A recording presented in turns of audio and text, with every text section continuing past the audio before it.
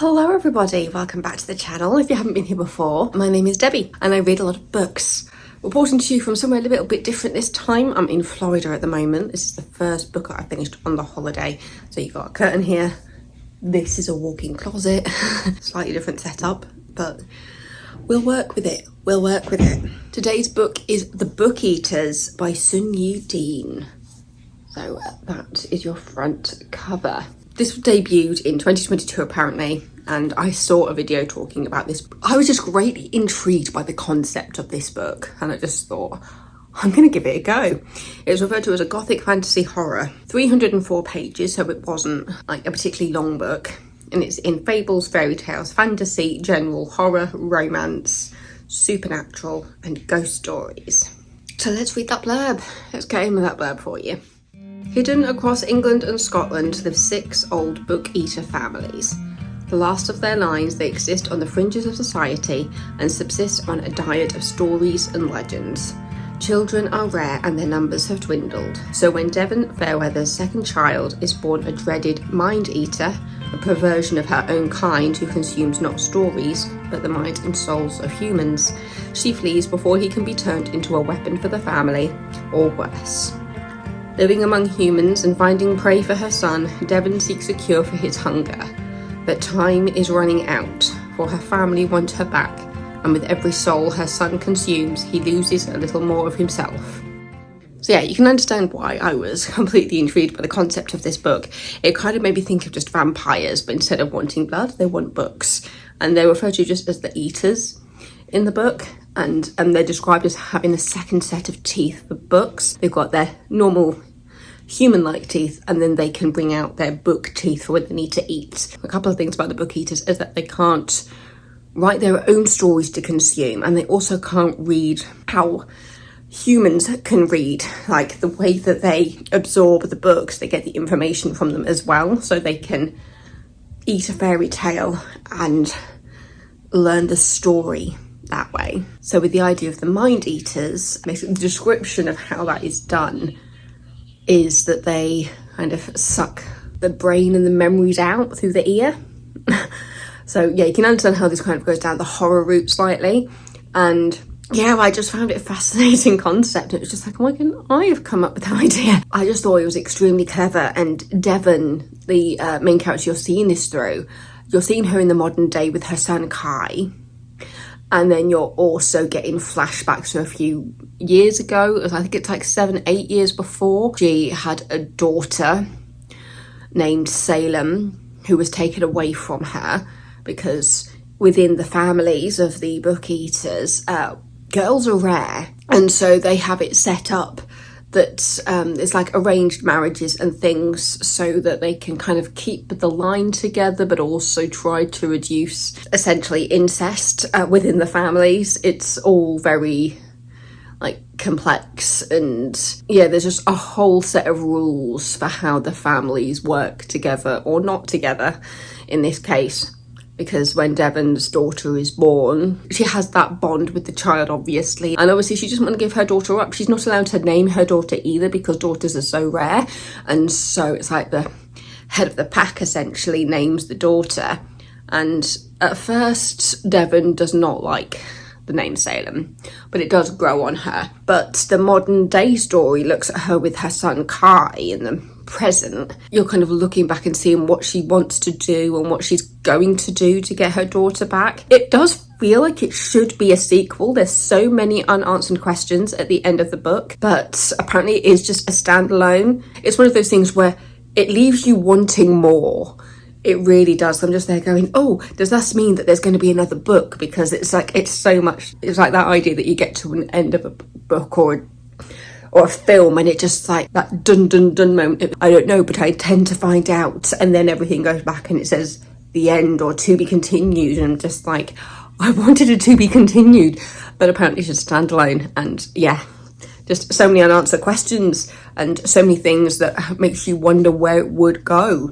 So I'm just eating Pringles. I'm just snacking. I love this book. It was so good. It really does teeter on the edge of that horror, especially with the descriptions of how the mind eaters get what they need. And the idea of a vampire that consumes books, which is essentially how it felt. And then when that goes wrong, it becomes absorbing people's minds. I just found it so clever and so interesting and so dark and twisty, and yeah. And the fact that you do have a bit of a mystery at the heart of it, because you're wondering what happened in the interim between Devon giving birth to her daughter and what happened there, and how Salem was taken away from her, and then Devon's story in regards to getting her daughter back, then also the relationship that she has with her son, knowing that obviously she does love him, but then also grappling with the fact that he is an anomaly in the Book Eater's line because he's a mind eater, and what she does to protect him, what she does to make sure he's fed. And ultimately throughout the book you see her hunting down one of the families that kind of self-imploded, because that's what you get kind of back in the flashbacks, trying to figure out what did happen to, I think it's the Ravenscar family that self-imploded, and they were the only ones that had a antidote for the mind eaters. And yeah, it's just so interesting, so cool, and fascinating and dark, and yeah, it just gives you everything you want out of something like this, without, and the fact that it also leans into that fantasy element as well. Yeah, I just really enjoyed this book, and I'm just gutted that it is a standalone. I would have loved this to have become a series. I would so easily like, take my money, Sunyi Dean, please. Because I would so want to know what happens after the events of this book, when you see what Devon does for her daughter, for her son, for herself, and how you find out that she's a bit of a double agent. Like, she's that unreliable narrator in a sense. You realise that not everything you've learned about her is completely true, or there's something that she's hiding, and it was just so good. It was just so good. So I've said quite minimal because there's just so much that happens in this book that I really want it to be like a proper twist for anybody else who wants to read it but just wants to hear somebody else's point of view. But for me, like, if this was on a star rating, I'd give it 5 out of 5 stars. There was nothing bad about this book. I'll admit I did try to read it when I was extremely tired, because it was after a full day of travelling to get to Florida, and I was there in bed thinking, look, if I could just stay up to a certain time and try to get my rhythm into local time. So I was staying up reading the book, and I could feel the eyes going and getting heavy, and it was like, no, Debs, open your eyes, you are finishing this book. I think I only had about 50 pages left of the book at that point, and I was just like, Debs, you're not bored, you're definitely not bored, you are just tired, but this is stimulating enough to keep you awake, so keep going. I was willing myself to keep my eyes open and keep reading. So when my eyes did go, I was just like, okay, find what you just last remember and just carry on reading. I was determined to finish this book that night, especially because I was just trying to stay awake to a certain time so that I could have a relatively normal night's sleep, going from UK to Florida time, because it's like a 5-hour difference. And after getting up at, what was it, about 7 in the morning, and then getting on the plane and travelling and getting here for about 5-6 o'clock local time, and then trying to keep going after that, I think I was in bed reading this at like 10:30, going, Debs, if you can get to the end of this book. I think it was like 10ish, and I was just thinking, if I can go to sleep at like 10:30, 11, which is like my normal bedtime when I'm at home, I was just thinking then that should be okay for me to get like a good night's sleep and wake up for about 7:30, 8. But yeah. This was the book that got me through travel day, basically.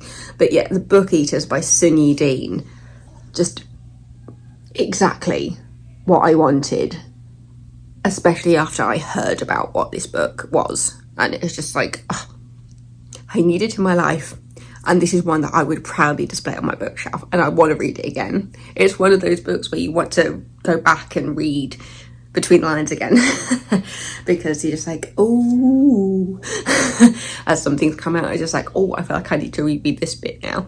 So yeah, I greatly enjoyed it. So if that sounds like your kind of book, it's got my recommendation, I'll say that.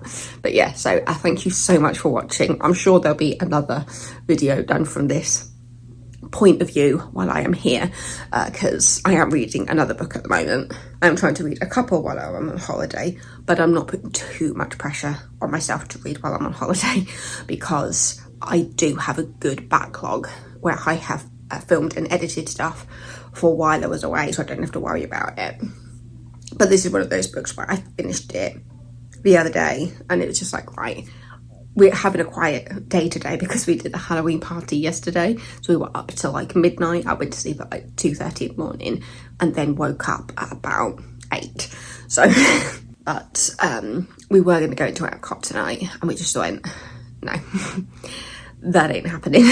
So yeah, it's just having a quiet afternoon now, and then we're going to go into Epcot tomorrow, and I think we're going to do the full day at Epcot, so that'll be fun.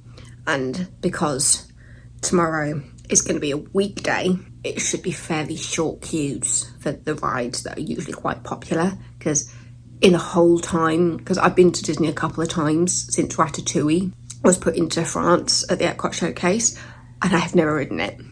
So yeah, if we can get there nice and early tomorrow to Epcot and try to do Ratatouille first, that would be very, very good. Because I heard so many good things about the ride. But I'll admit, when I looked at it this morning, looking at the wait times, Ratatouille was down. So it's quite common for Ratatouille to be down. So yeah, we'll see what happens. But we are hoping to do Ratatouille first thing as soon as we get to Epcot tomorrow morning. So yeah. Anyway, that was my little sidebar of Disney shame. But yeah, I definitely recommend The Book Eaters by Sunyi Dean. As I said, if I gave star ratings, I would give this 5 stars, because it was just, everything about it was wonderful and scary and kind of gruesome, and it had that mystery in there, and yeah, it just had everything I wanted after hearing what this book was about. I just found it really clever. So yeah, thank you so much for watching. Don't forget to subscribe if you're not already, and then I will see you next time. Stay safe, everybody. I love you all. Goodbye.